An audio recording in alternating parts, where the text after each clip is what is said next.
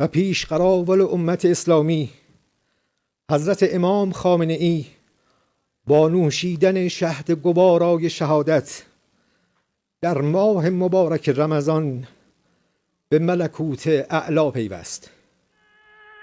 شورای عالی امنیت ملی در این زمینه بیانیه‌ای به این شرح صادر کرده است.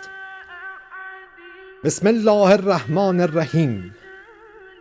روح بلند پیشوای ملت بزرگ ایران و آزادی خواهان جهان و امت اسلامی حضرت امام خامنه ای قدس الله نفسه الزکیه به ملکوت اعلی پیوست و به آرزوی دیرینی خیش رسید و به تأسی از جد بزرگوارش امام علی صلوات الله علیه و سلامه علیهما در ماه مبارک رمضان با سر دادن ندای آسمانی فست و به رب الکعبه به ساحت مقدس الهی واصل گردید و شهد گوارای شهادت را در این ماه مبارک نوش نمود.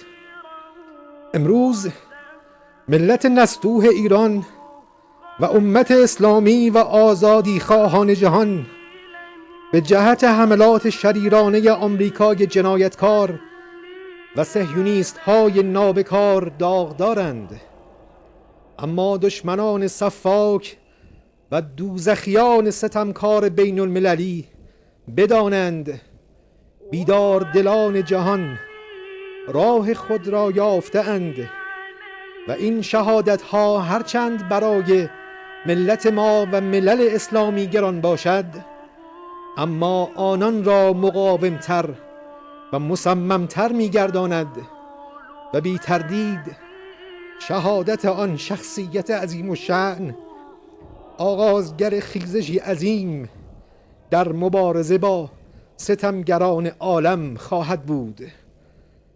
و سلام علیه یوم ولد و یوم یموت و یوم یبعث حیا. شورای عالی امنیت ملی.